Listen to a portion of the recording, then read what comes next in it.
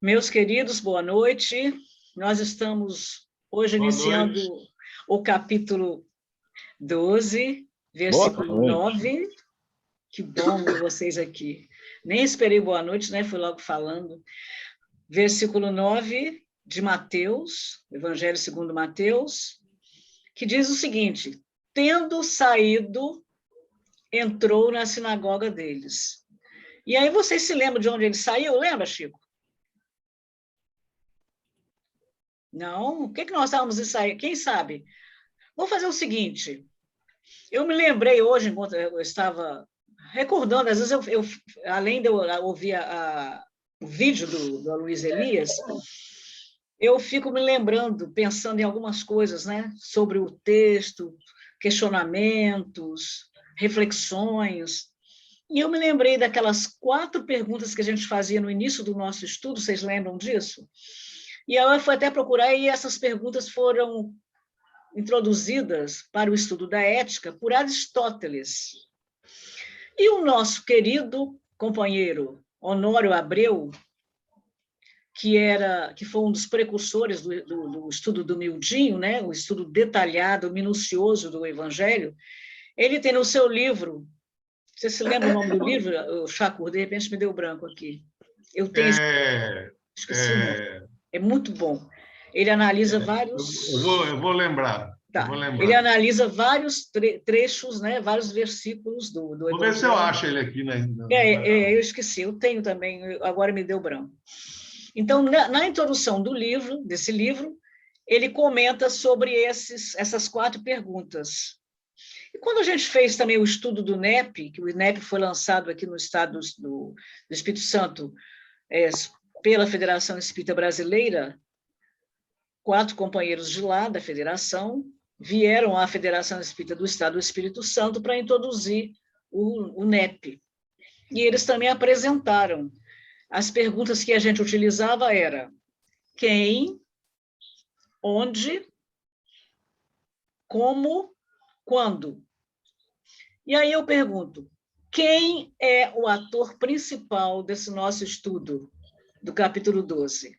Aliás, do Evangelho todo, né? Mas especificamente desse, quem é o ator principal?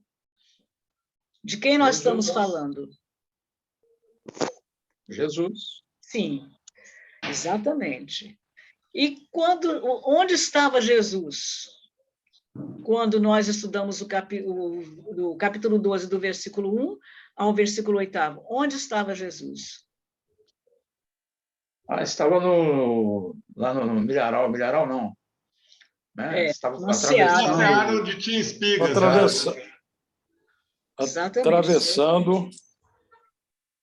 Atravessando, parece que era uma plantação, não é isso? É uma plantação. Isso. Plantação de milho.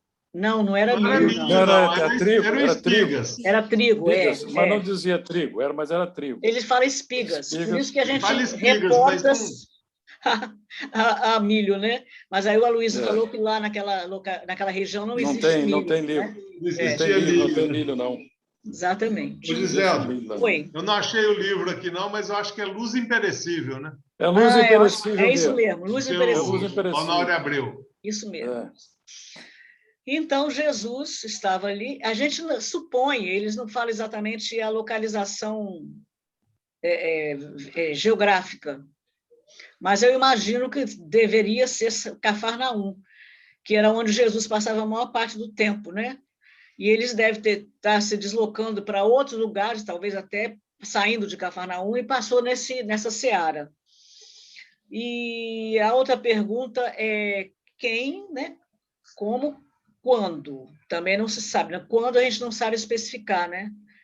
Porque eles não dizem o tempo. A gente imagina que fosse o quê? De manhã, de tarde? Não tem ali nenhuma referência a essa parte. Só diz que era num determinado dia da semana, quem sabe? Sábado. Sim, exatamente, era no sábado. Então, saindo dali, Jesus entrou, saindo daquela localização da seara, Jesus entrou na sinagoga deles, o que nos leva a crer que ele estava numa seara próxima a Cafarnaum ou alguma outra localização, né? E foi aí que ele fez essa cura que mais tarde, o Aloísio, cujo vídeo nós vamos acompanhar agora, ele só se reportou ao versículo 9. Com o desenrolar dos versículos, nós vamos ver que é a cura do homem da mão mirrada, ou da mão atrofiada, depende, tem várias traduções. Então, a gente vai agora... Alguém quer fazer algum comentário mais? Lembrando que nós estamos no sábado, né? E que Jesus saiu de um lugar e entrou em outro, é no mesmo dia. Então, isso aí vai suscitar também uma série, talvez não hoje, mas no futuro, na continuidade do nosso estudo, aqueles questionamentos, aquelas cobranças que os fariseus sempre faziam quando Jesus realizava algum tipo de atividade no sábado. A sinagoga era o templo dos fariseus? A sinagoga era o templo dos fariseus em todas as regiões. O templo mesmo só existia em Jerusalém. Nas outras localidades, era sinagoga. Tá, e a sinagoga eu quero uma igreja? Tipo uma igreja? É um local... É um templo. Exatamente, é tipo um templo, só que não tinha a mesma importância, nem as mesmas, vamos dizer assim, os mesmos detalhes de realização, os mesmos tipos de tarefas, de atividades, eram bem mais simples, né? Porque no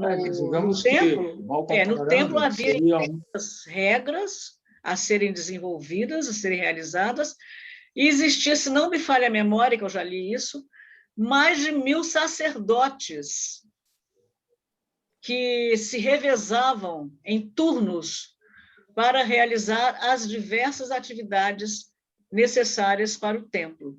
Mais de 1.000. Era muita gente. Então, a sinagoga, mal comparando, seria como se fosse uma igreja em relação a um convento. Uma igreja, uma capela, vamos dizer assim, eu acho melhor ainda, uma capela em comparação com a catedral, por exemplo, de Vitória. Sim, isso aí.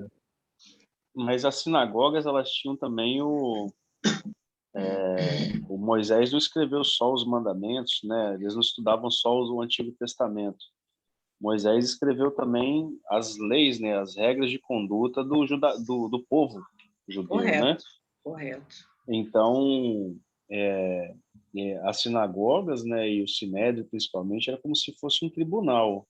Tudo que era debatido sobre a moral judaica, né, era feito também nas sinagogas, né? Não tinha só o cunho religioso, né, o cunho doutrinário, tinha o cunho do aspecto vamos falar assim, da vida civil também, né, da conduta e costumes também, né? Isso, condutas e costumes dos judeus, né? É verdade, Marcelo, muito baseado bem nas leis de Moisés mesmo, que Moisés escreveu leis, não só os 10 mandamentos, né, mas ele escreveu são regras de conduta. 286 leis. Agora, lembrando que são artigos, né? Que as situações mais importantes... Artigos, regras, né? Lembrando que as situações mais importantes, os casos mais graves, de maior, vamos dizer assim, divulgação, maior importância, eram julgados em Jerusalém. Jerusalém é como se fosse menores, né? Os casos menores, a última instância, né? A instância mais importante, né? Exatamente. Era o Sinédrio, né? Exatamente. Se fosse comparar hoje, assim, não tem comparação, né? Mas seria como se fosse o Supremo, né? A Suprema Corte, era um misto de Suprema Corte com o Vaticano, vamos falar assim, né? Era a última instância. A última instância mais superior.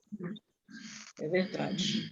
É isso mesmo, é como a Yolanda lembrou, e você também está lembrando, Marcelo, a sinagoga e os templos tinham essa conotação religiosa e política. Então, nós vamos iniciar aqui o nosso vídeo.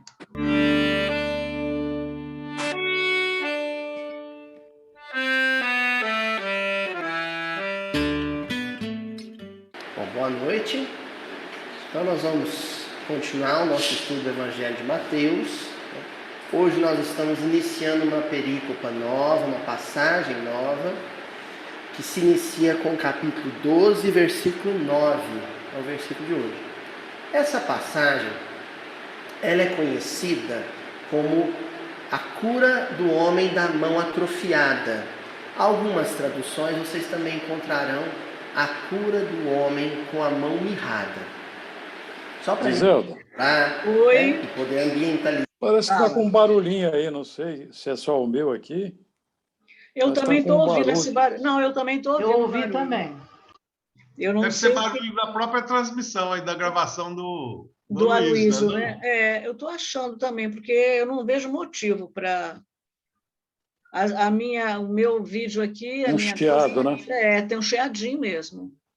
Tá exatamente como eu sempre coloco. Mesma altura de vídeo, tudo direitinho. Então, deve ser da gravação dele lá mesmo. De repente, some com o transcorrer do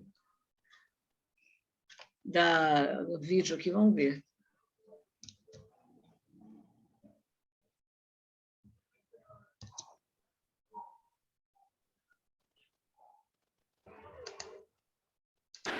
Ele usa uma coisa muito poderosa. Aliás, duas coisas muito poderosas que só funcionam de verdade quando associadas. A argumentação, a boa argumentação, né? Um raciocínio bem fundamentado, uma lógica poderosa, né? Associado a uma coisa chamada autoridade moral. Às vezes você tem muita autoridade moral, mas tem dificuldade de se expressar. Às vezes você se expressa muito bem, mas te falta autoridade moral. E Jesus tinha as duas coisas em alto grau. Então, em função dessa conjugação da autoridade moral dele, de espírito puro, com... Quando eu reduzo aqui o som do próprio vídeo, ele reduz também o barulho, o som, o ruído. Uma poderosa argumentação, um raciocínio. Mas aí reduz a voz dele fala, também. Né? Muito bem construído, racional, passagem nova. Lúcida. Inicia com o capítulo 12, versículo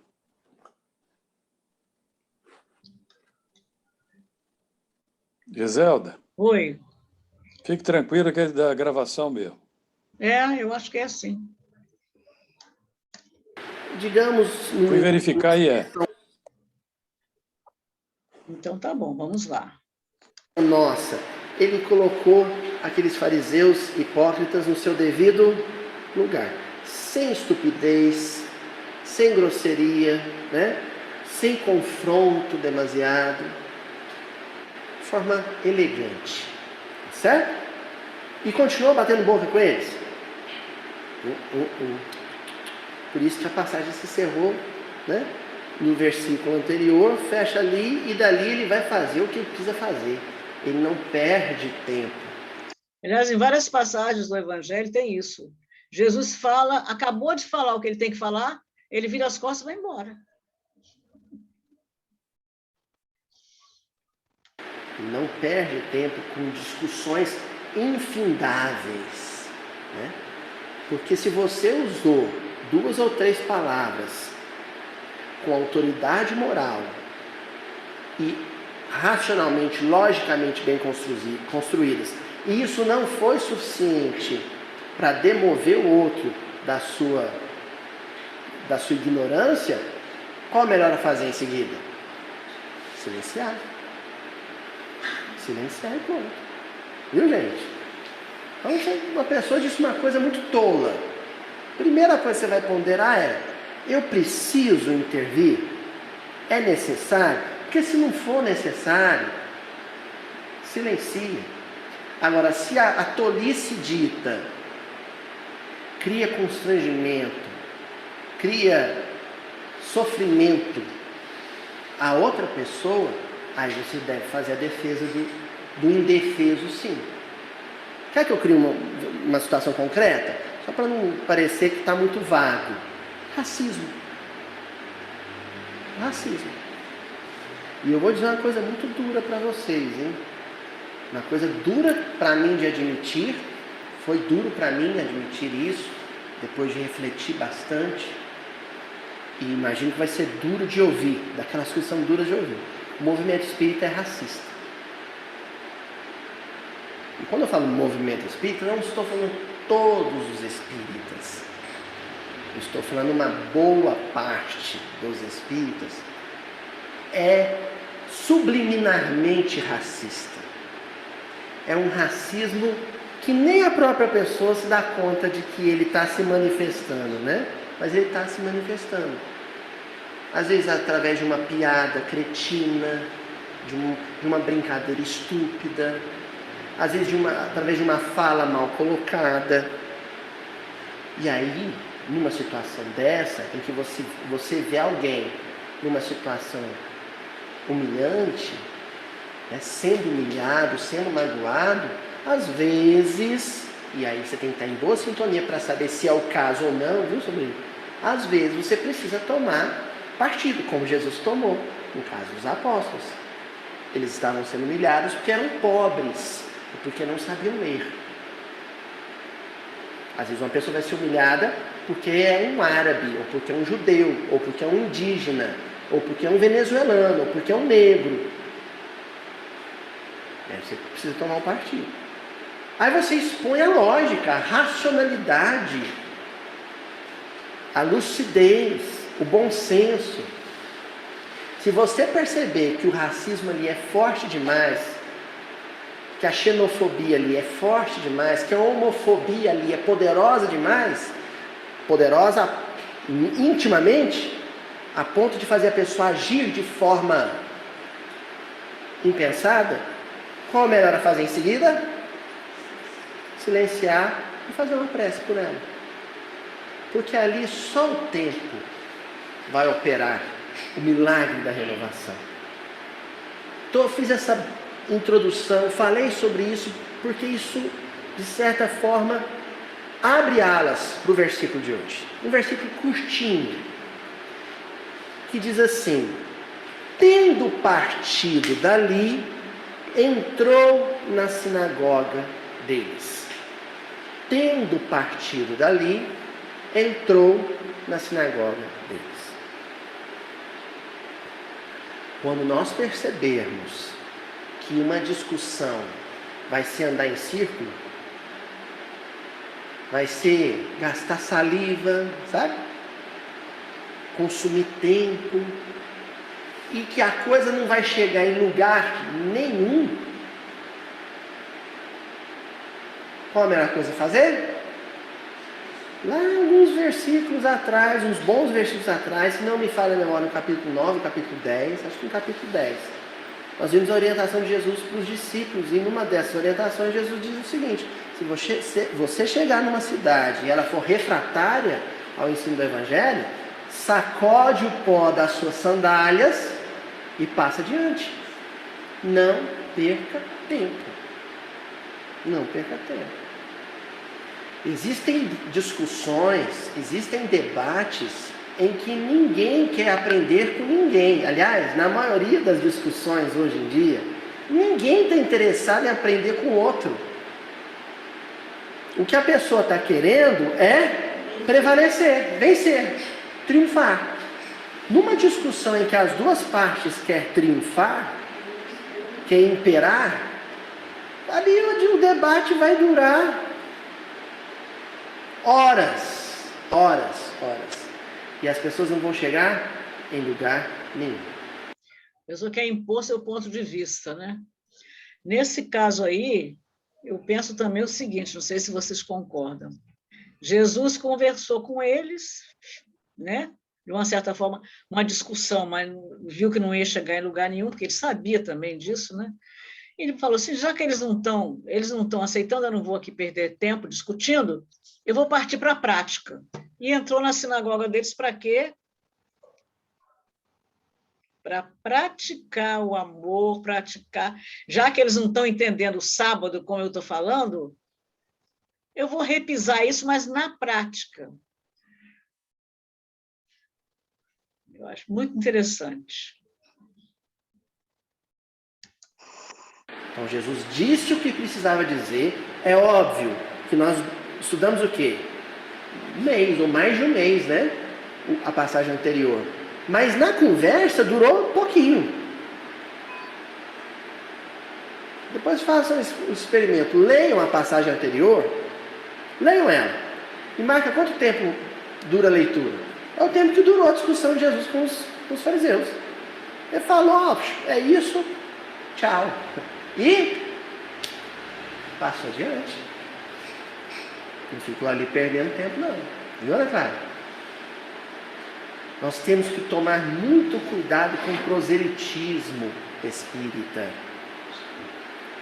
A necessidade infeliz, ingênua, que às vezes a gente tem de querer convencer o outro de que a gente está certo. Aí você não está brigando em causa alheia, você está brigando em causa própria. Jesus ali, ele só disse o que disse em benefício dos discípulos, não por ele. Não foi para parecer melhor que os fariseus. Frequentemente nós entramos em discussões para prevalecer pontos de vista. Pontos de vista é uma coisa complicada. Porque é o ponto, o lugar de onde você vê. Se o outro está numa posição diferente, ele vai ver coisa diferente. O bom senso, e é isso que Kardec tanto enaltecia, diz que uma discussão não é para que você diga para o outro, a visão correta é essa que eu estou tendo. Não. Uma discussão existe, um diálogo existe, para que você complemente a sua visão com a visão do outro. E ela fique mais rica. A nossa política, o nosso ambiente político, os nossos debates políticos vão permanecer assim, estéreis, áridos, indefinidamente, porque as pessoas não estão preocupadas em somar valores. Elas estão preocupadas em derrotar o outro. É um duelo. E tem algumas boas mensagens do Evangelho segundo o Espiritismo totalmente dedicadas ao duelo. Que até o século XIX era com armas, né? De fato, era digamos assim, ainda tem um duelo com armas, mas naquela época era um duelo permitido, né? Ia lá um juiz acompanhar. Hoje a gente vive um duelo verbal, um duelo de redes sociais, um duelo no grupo da família, mas vivemos também um duelo vibratório, um duelo fluídico que nos tem adoecido. Tudo porque eu quero convencer o outro de que o único ponto de vista é o meu. Vamos discutir, Ana Clara? Um versículo? Vamos discutir? Ana Clara, o que você enxerga? Aí, em seguida eu falo o que eu enxergo. O nosso esforço dali em diante é ver como a sua visão e a minha podem se complementar. Vocês já pensaram se o movimento espírita fosse o tempo todo guiado por esse ideal? Que beleza! Como a gente estaria entendendo melhor Emmanuel, Humberto de Campos, André Luiz? Já pensou se na vida conjugal toda discussão entre marido e mulher fosse assim?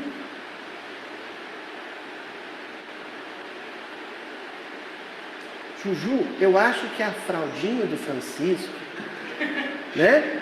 Ela deve ser colocada nesse momento aqui, logo depois do mamar, porque ele está mais calminho. Aí a Juju, não, mas depois o mamar se mexe muito ele pode ter refluxo. E a gente vai tentando discutir, vendo como, do meu ponto de vista e dela, pode chegar num consenso. Não é, Ju? Ou seja, chegaremos no consenso de que a Juju está certa e que eu estou errado. Não é, Juju? Olha, Olha só, gente, que bonito. Partido e entrou. O Ju vai anotar ali agora o que vai aparecer aqui na tela. Essas duas palavras, partido e entrou. Isso dá a ideia de movimento. Aí é aquela perguntinha. O que Jesus fez? Eu já sei quem é o sujeito, o personagem em destaque. É Jesus. O que ele fez? O que? Ele se deslocou. Ele se movimentou. Ele se afastou dos fariseus e entrou na sinagoga. Aí vem o onde. De onde para onde? De perto dos fariseus, da roda de fariseus, para a sinagoga. É claro que lá em Marcos e em Lucas vão aparecer versões um pouco diferentes. Lucas vai mencionar que foi no outro sábado. Marcos já não especifica se foi no mesmo momento. Mateus vai entender que talvez tenha sido. Se afasta dali e entra na sinagoga. Mas o que importa agora é os lugares. E o que ele fez em relação a esses lugares. Um lugar é o ambiente de discussão teológica farisaica. Esse é o lugar. Ambiente de discussão teológica farisaica. Jesus precisou permanecer neste ambiente? Sim. Por um breve momento, uma fração de minutos, ele precisou permanecer num ambiente de discussão teológica farisaica. Certo? Porém, a experiência espiritual de Jesus com os discípulos é maior que isso. É maior do que discussões teológicas farisaicas. Lembrando que farash, farisaísmo vem de farash, quer dizer partido. Então, discussões teológicas partidárias. Deixa eu apimentar. Chico é ou não é Kardec? Ah, não, senão não tem graça, né, João? Senão não é humildinho, né? Discussões teológicas farisaicas. Partidárias. Partidos. O movimento espírita está cheio de partidos, tal qual o judaísmo do tempo de Jesus estava cheio de partidos. Os saduceus, os fariseus, os essênios, os samaritanos, eram partidos de uma mesma família. O cristianismo está cheio de partidos, protestantes, católicos, espíritas, que por sua vez se subdividem em partidos. Os protestantes, congregação cristã, os pentecostais, os neopentecostais, igreja batista, catolicismo, que é o pessoal da renovação carismática, o pessoal mais tradicional, o pessoal mais progressista, partidos. Quando você se entrega a uma discussão teológica que coloca em voga, que coloca em pauta o que te distingue do outro, e é o que aconteceu, a discussão em torno do sábado foi isso.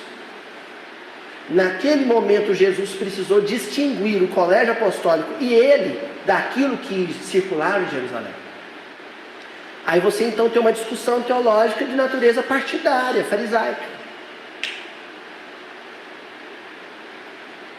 Os fariseus eram um partido do judaísmo na época. Só que Jesus sai dali. Ele não poderia permanecer ali muito tempo. E aí a palavra sinagoga...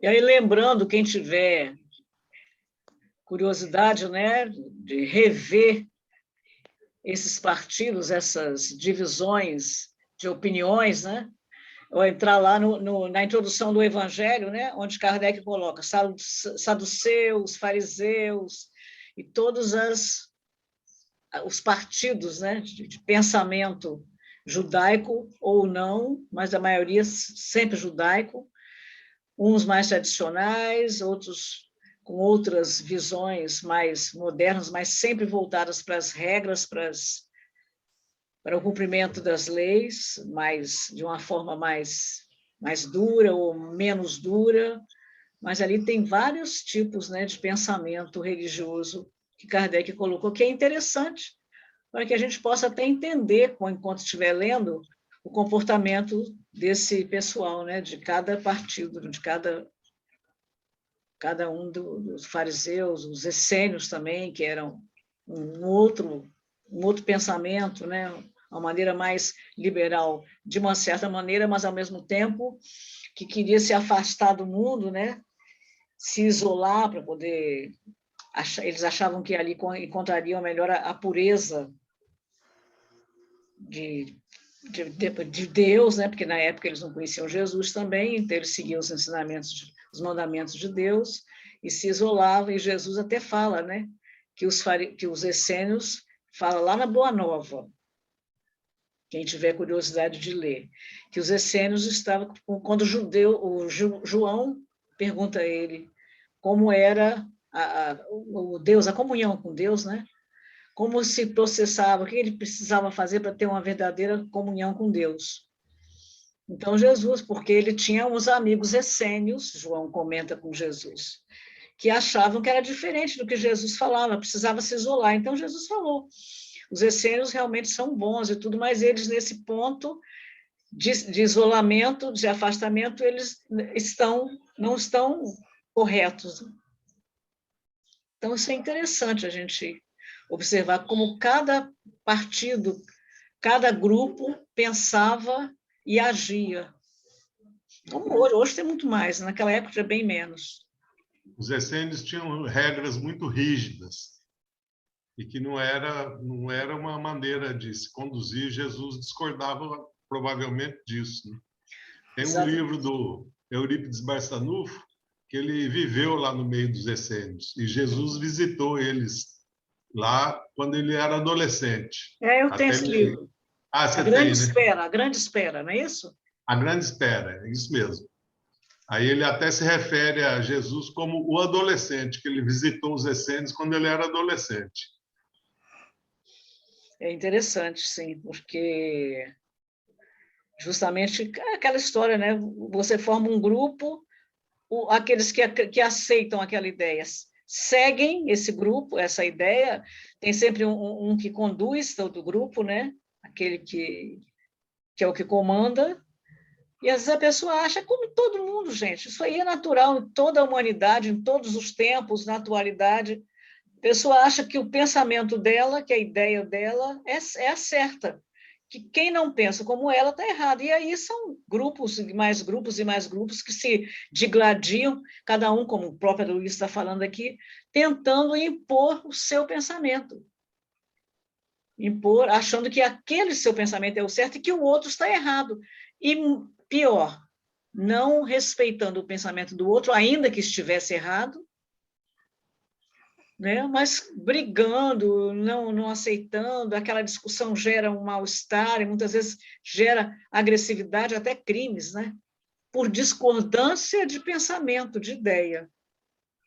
Isso que a gente tem que aprender, que o Aloysio, para mim, o Aloysio tem contribuído muito para essas reflexões, pelo menos para mim, não sei se para vocês. Com certeza. As guerras mais sangrentas da história foram as guerras religiosas. Acho que com exceção da Segunda Guerra Mundial. Foram as guerras religiosas foram as mais sangrentas. Mas até a Segunda Guerra teve o seu papel religioso também. Os judeus foram massacrados, perseguidos, né? Foram massacrados. Então, havia um contexto, de certa forma, antissemita, né? E, por consequência, também religioso, né? O religioso por extensão, porque na realidade era mais um preconceito, né, de raça, sim, né? Sim. Ele perseguiu os judeus não tanto, talvez, pela religião, mas porque não eram alemães, não eram brancos, não eram... Aí mas se nós acaba entrando não era ariano, né? Acaba entrando nesse conceito religioso mesmo. Agora, nas guerras religiosas, era a religião mesmo. Matava assim, 4.000 pessoas numa batalha, 5.000 pessoas. E se a gente colocar no contexto histórico, né, realmente, desde que se iniciou, a gente pode colocar que por um único motivo, né, vamos falar assim, realmente justamente pela colocação que o Aloysio colocou, né, por um querer prevalecer sobre o outro, né, sem ter o diálogo fraterno, né? Toda religião, 100% das religiões, mesmo aquelas mais extremistas, elas colocam o diálogo fraterno, né? Porque as pessoas, fazendo um paralelo com o estudo que a gente está falando, estamos falando de Palhano, né? A gente que recebe a mensagem, a gente acaba adaptando o que a gente está lendo ao nosso contexto. E aí a gente acaba... A pessoa que é mais violenta vai levar para o lado mais violento, mais extremo. A pessoa que é, enfim, cada um vai colocando sobre o seu ponto de vista e acaba desviando o contexto principal e a mensagem real, né? Então, e tudo tem a ver com o que o Aloysio está falando, cada um querendo colocar o seu ponto de vista, né? É o egocentrismo, né? Colocando o eu em primeiro lugar, e aí nesse tipo de discussão ou nesse tipo de diálogo não tem a possibilidade de haver uma conversa fraterna, uma conversa e uma conclusão comum, uma união, vamos falar assim, né? Uma das situações mais assim impressionantes para mim foi a matança de São Bartolomeu, quando Catarina de Médici mandou matar os protestantes. Eles, coitados, eles não tiveram nem chance. Foram mais de 2.000 pessoas massacradas simplesmente porque eles pensavam diferente, porque não seguiam a religião católica, né? E cristãos eles eram. E assim também na Inquisição, até por conta de poder.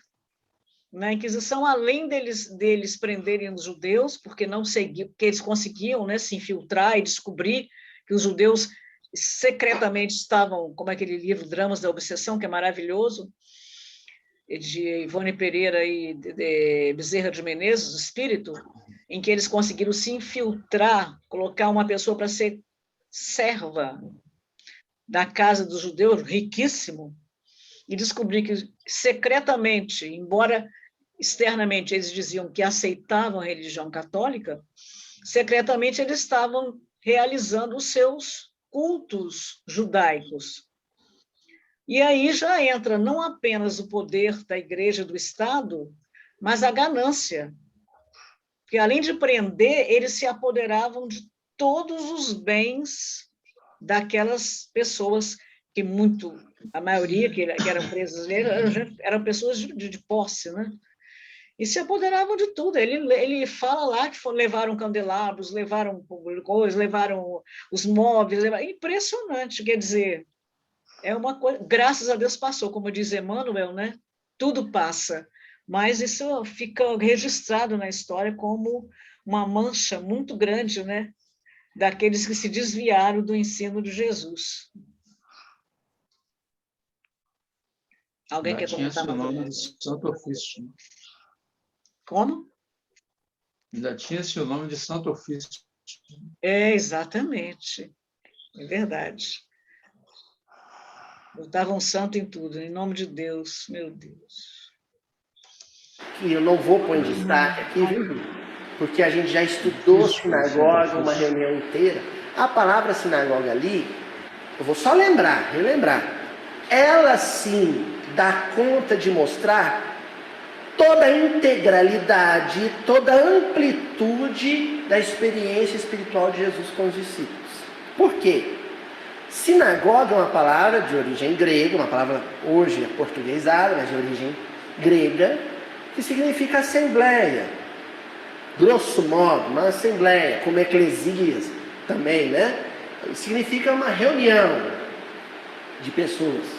Agora, em hebraico, ela poderia ser chamada de 3 formas. Quando se falava de uma sinagoga, que não é um templo, uma sinagoga não é um templo, se usavam 3 expressões diferentes. A primeira delas era Beit Midrash, a segunda era Beit Tefilá, e a terceira, Beit Hakneset. Beit Midrash, Midrash quer dizer pesquisa, estudo. Então, Beit, casa, casa de estudo, casa de pesquisa. Os judeus se reuniam na sinagoga, na Beit Midrash, porque lá sempre tinha uma grande biblioteca, e no sábado, por exemplo, se reuniam os varões para debater uma paraxá, uma dada passagem da Bíblia. Beit Midrash. As bibliotecas das sinagogas são maravilhosas, porque elas reúnem um compêndio muito grande de obras que se produziram em torno do judaísmo. Casa de estudo. Centro Espírita é uma Beit Midrash? O que nós estamos fazendo aqui hoje? Midrash. Certo?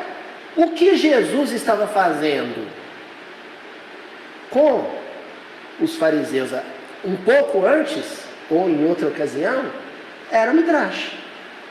Era estudo sobre as Escrituras, em torno das Escrituras. Porém, a sinagoga é mais que isso. É isso que nós estamos tentando bater nessa tecla. É mais que isso.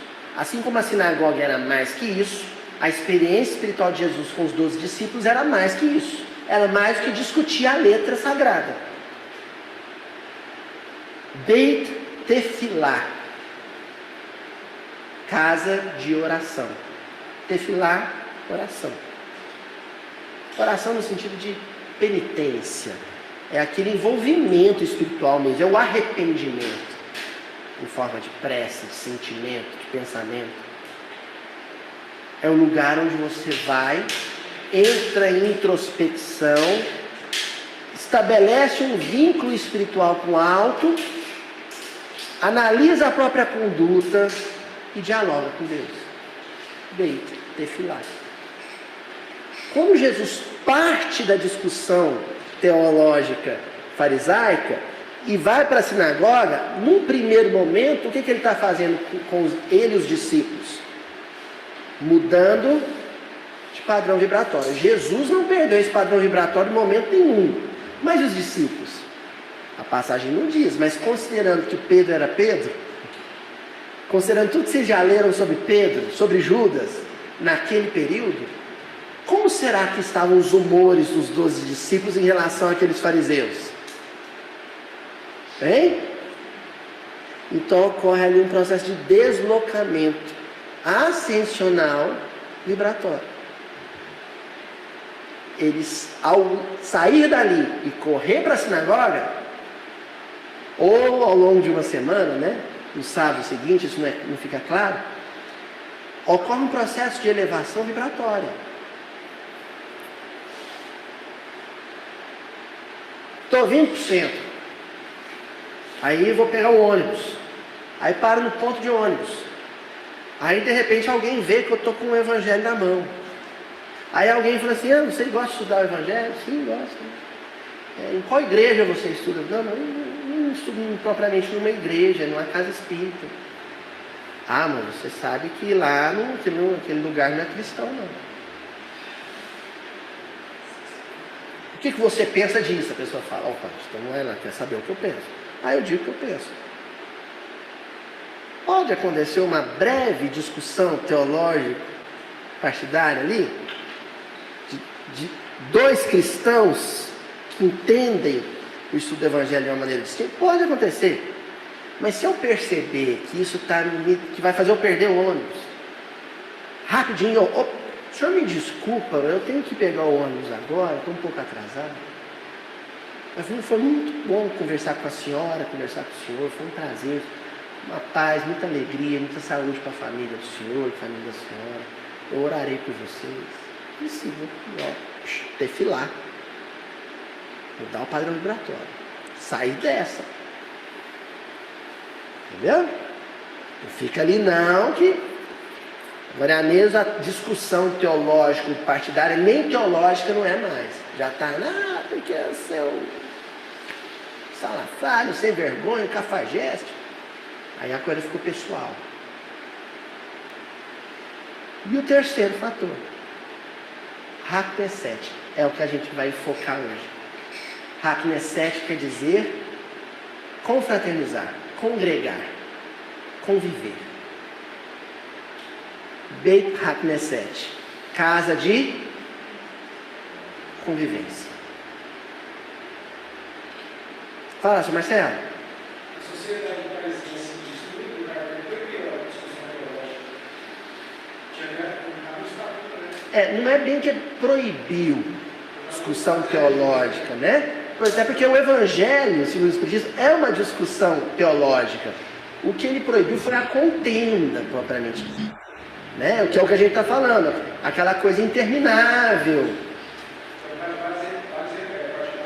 E é uma coisa interessante, Marcelo, se o senhor mencionar isso, porque a Sociedade Espírita de Paris, ou parisiense, ela era frequentada por judeus, por católicos, né? Era frequentada por protestantes, olha que curioso. Ela é frequentada por pessoas de outras religiões. Então o Kardec quer enfatizar com o estatuto aqui ninguém vai dizer que é melhor que o outro. Se for uma discussão em torno do texto bíblico, que se deu dentro dos padrões morais, isso enfatizado no Evangelho segundo o Espiritismo, né? Que existe um terreno comum em que todas as crenças podem se reunir, que é a moral cristã. Se for uma discussão de moral cristã, beleza. Agora, se for de dogmas, sai dessa. Foge dessa. Tá bom? Por quê? Porque o ambiente em que a gente se encontra, por exemplo, aqui, é um ambiente de convivência, de congregação, de confraternização, sobretudo. Se isso não acontecer, a tarefa está incompleta.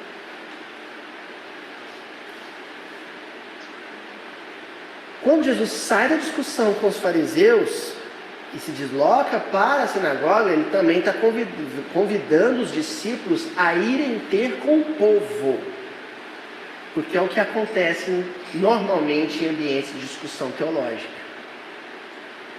A alta teologia ali está em dia, mas aqueles teólogos, o intelectualismo ali, não vai conviver com o povo. Isso é um problema. Isso é uma coisa muito interessante, que o pessoal, os fariseus, diferentemente do que Jesus fazia, eles até nem aceitavam isso.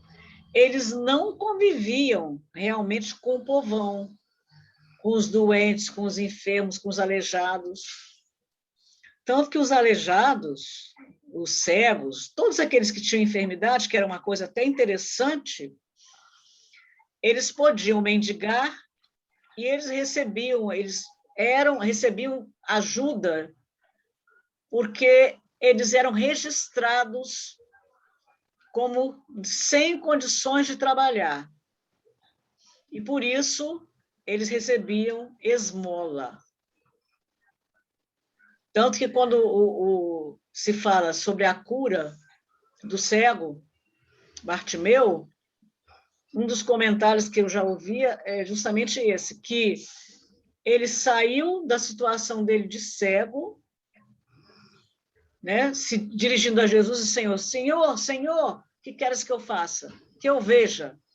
Sabendo que, a partir do momento que ele visse, ele ia perder, vamos dizer assim, o salário dele, né, o dinheiro que ele recebia, e ia ter que procurar trabalho.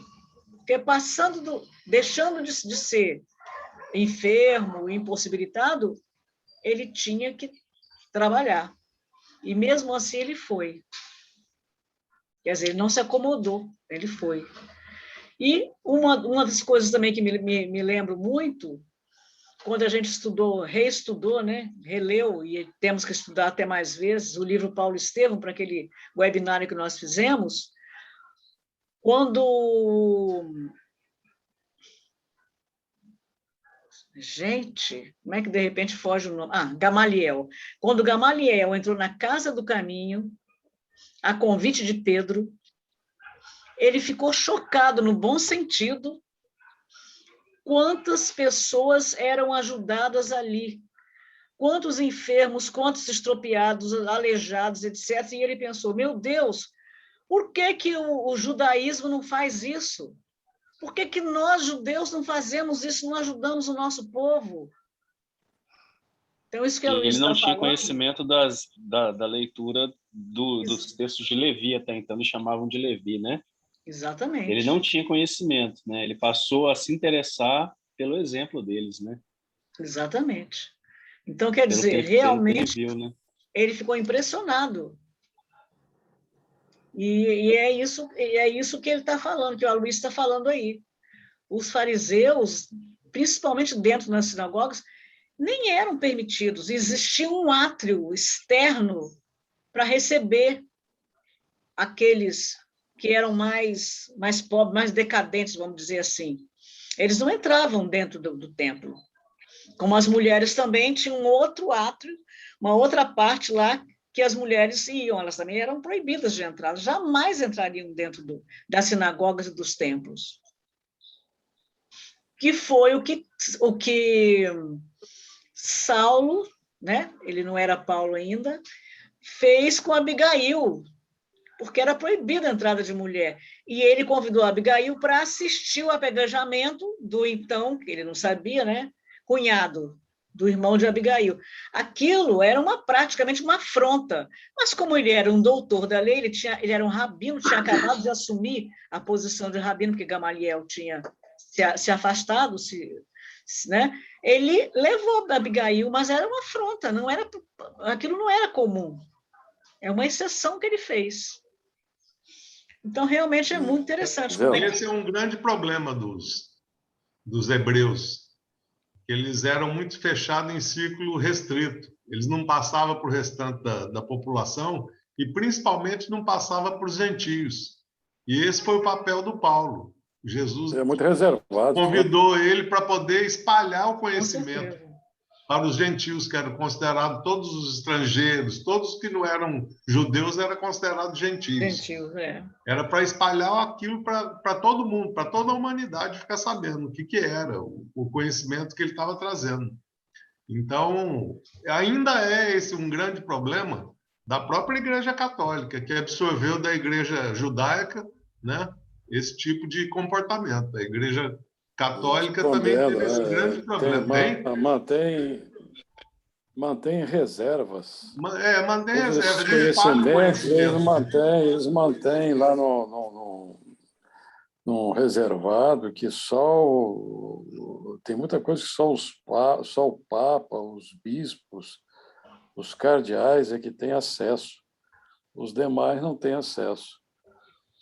Aí coube ao Espiritismo espalhar esse conhecimento, para ficar para todo mundo ficar sabendo. Verdade. Você vê que o Francisco já está fazendo umas aberturas lá, né? Da mesma forma que o Paulo fez com os gentios, o Espiritismo está fazendo esse papel com a população toda. Daqui a pouco, daqui a uns anos, todo mundo vai ter conhecimento. Vai ser mais ela divulgado, não expõe, né, Chacura? Ela esclarece, né? Isso, ela informa e esclarece. Esclarece, né? Mas o Paulo fazia esse papel com os gentios também, né? Ele informava e esclarecia, ele dava exemplos, etc. Na hora que você estava falando, Gisela, eu estava aqui rindo, porque, na verdade, essa madrugada, eram 2 e pouco, 3 horas da manhã, acordei, e eu perdi o sono, né? Perdi o sono, como toda noite isso acontece comigo. Então, eu fiquei passando... Eu rememorizei essa passagem de Paulo todinho do livro Paulo Estevão, foi exatamente nessa parte aí que eu estava, fiquei preso isso aí, eu acho que leria 1 hora e tanto, eu sozinho, né, no meu silêncio, Deus sabe lá se existia algum outro espírito por aqui, né? Eu repassei todo essa história de Paulo Estevão nesse trecho que você estava narrando aí. Por isso que eu estava rindo na hora que você estava falando. Poxa, parece até coincidência, né? É verdade. Coincidência? Vai ver que não é coincidência, né?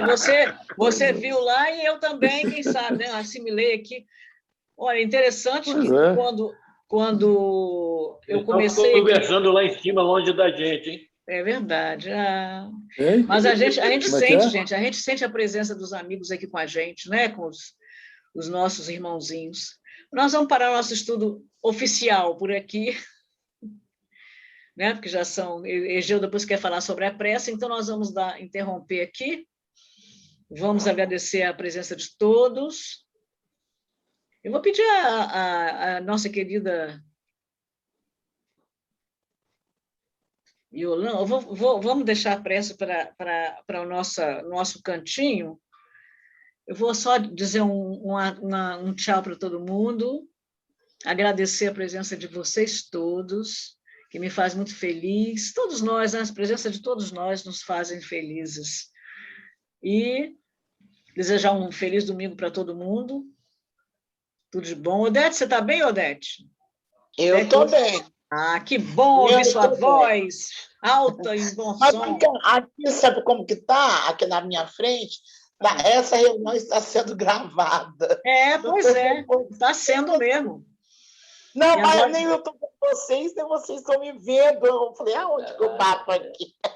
Aí eu estou aqui quietinha, eu e Gideon ouvindo vocês, ouvindo. Pois é, agora a sua voz está saindo na gravação.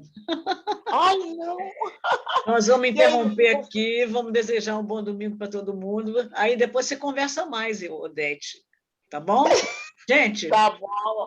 Boa beijo. noite. Boa noite. Espera aí um pouquinho, Odete, não sai não.